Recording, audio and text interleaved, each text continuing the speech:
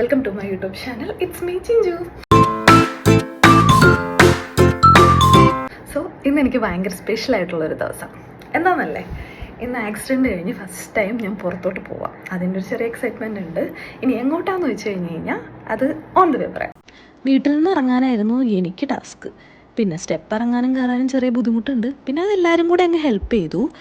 ഇത്ര നാളും എൻ്റെ യാത്ര മൊത്തം ആംബുലൻസിലായിരുന്നു. ഇപ്പോഴാണ് കാറിലേക്കൊരു മോചനം കിട്ടിയത്. അതിൻ്റെ സന്തോഷം പറഞ്ഞറിയിക്കാൻ പറ്റില്ല.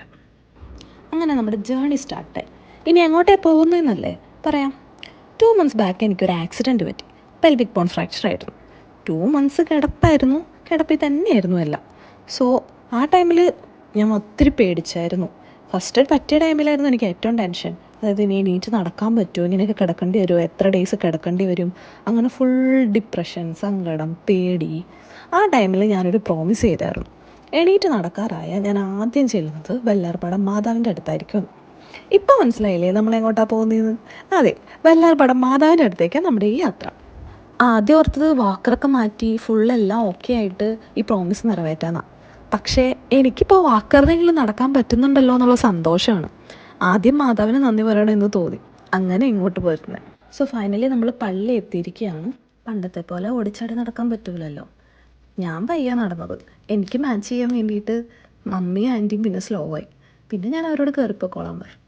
എന്താണെന്നറിയില്ല, ഈ പള്ളിമുറ്റത്ത് ഇങ്ങനെ എത്തിയപ്പോൾ തന്നെ വല്ലാത്തൊരു സന്തോഷവും ഒരു ഫീലും ആയിരുന്നു. ഞങ്ങൾ പോയതൊരു ശനിയാഴ്ചയായിരുന്നു. അതുകൊണ്ട് വലിയ തിരക്കൊന്നും ഉണ്ടായിരുന്നില്ല. ഞായറാഴ്ചയാണെങ്കിൽ വശത്തേക്ക് അടുക്കാൻ പറ്റില്ല. അതുകൊണ്ട് തന്നെ എനിക്ക് വലിയ ബുദ്ധിമുട്ടില്ലാണ്ട് അകത്തോട്ട് കയറാൻ പറ്റി. പിന്നെ ആൾക്കാരൊക്കെ വാക്കറിലായതുകൊണ്ട് എന്നെ വല്ലാതെ നോക്കുന്നുണ്ടായിരുന്നു. അതുകൊണ്ട് ഫ്രണ്ടിലോട്ട് ഞാൻ പോയില്ല. ഞാൻ ബാക്കിൽ തന്നെ ഇരുന്നോളൂ. ഇത്രയും ആൾക്കാരെ കവർ ചെയ്ത് പോകണ്ടല്ലോ എന്ന് കരുതി. പിന്നെ പള്ളിയകത്ത് കുറച്ച് നേരം ഒറ്റയ്ക്കിരുന്ന് പ്രാർത്ഥിച്ചു. മുമ്പ് വരുമ്പോഴൊക്കെ എനിക്ക് അത് വേണം ഇത് വേണം അങ്ങനെ 100 കൂട്ടം ലിസ്റ്റ് ഉണ്ടാവും മാതാവിനോട് ചോദിക്കാൻ വേണ്ടിയിട്ട്. പക്ഷേ ഇപ്രാവശ്യം എനിക്ക് വേറെ പ്രത്യേകിച്ചൊന്നും ചോദിക്കാനുണ്ടായിരുന്നില്ല. നന്ദി പറയാൻ മാത്രമേ ഉണ്ടായിരുന്നുള്ളൂ. എന്തായാലേ, കണ്ണുള്ളപ്പോൾ കണ്ണിൻ്റെ വില അറിയില്ല എന്ന് പറയുന്ന പോലെ. പണ്ടൊക്കെ ധ്യാനത്തിനൊക്കെ പോകുമ്പോൾ അച്ഛന്മാർ പറയുമായിരുന്നു, നമുക്ക് കയ്യും കാലും തന്നതിനും കുറവൊന്നുമില്ലാതെ ജനിച്ചതിനും എല്ലാത്തിനും നന്ദി പറയണം ദൈവത്തിനോടെന്ന്. വെറുതെ പറയുമായിരുന്നു, പക്ഷെ അത്ര ആത്മാർത്ഥം ഉണ്ടായിരുന്നില്ല. പക്ഷേ ഇപ്പം എൻ്റെ മനസ്സിൽ നിന്നാണ് പറയണേ. അപകടത്തിൽ നിന്ന് രക്ഷിച്ചതിനും കിടന്നു പോകാതിരുന്നതിനും ഇപ്പം നടക്കാൻ പറ്റുന്നതിനും എല്ലാ അനുഗ്രഹങ്ങൾക്കും മാതാവേ നന്ദി.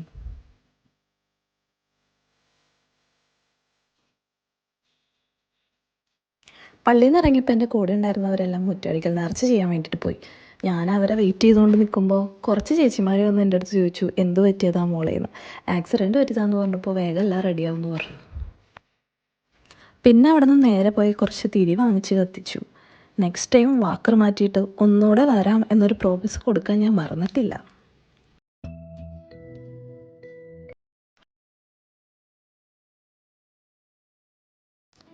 അവിടെ നിന്ന് ഇറങ്ങിയപ്പോൾ എനിക്കൊരു ഫ്രഷ് ഫീലിംഗ് ആയിരുന്നു. പിന്നെ കുറേ നാൾ വീടിൻ്റെ അകത്ത് അടച്ചുകെട്ടി ഇങ്ങനെ ഇരുന്നത് കൊണ്ടായിരിക്കാം പുറത്തിറങ്ങിയപ്പോൾ ഉള്ള ഈ സന്തോഷവും എക്സൈറ്റ്മെൻറ്റും ഒക്കെ. ശരിക്കും പറഞ്ഞതാ, എനിക്കിപ്പോൾ എന്ത് കാണുമ്പോഴും എക്സൈറ്റ്മെൻറ്റാണ്. പച്ചപ്പും ഹരിതാപയും ഈ റോട്ടിലെ വ്യൂവും എല്ലാം കാണുമ്പോൾ ഇല്ലാത്തൊരു സന്തോഷം. ചായ കുടിക്കാൻ എവിടെയെങ്കിലും കയറണം എന്നൊക്കെ ആഗ്രഹം ഉണ്ടായിരുന്നു. പിന്നെ ഈ വാക്കറും വെച്ച് അവിടെ കയറി ഇറങ്ങുന്ന ബുദ്ധിമുട്ട് ഓർത്ത് കഴിഞ്ഞപ്പോൾ ചായക്കടിയും വാങ്ങിച്ച് വീട്ടിൽ പോകാൻ തീരുമാനിച്ചു.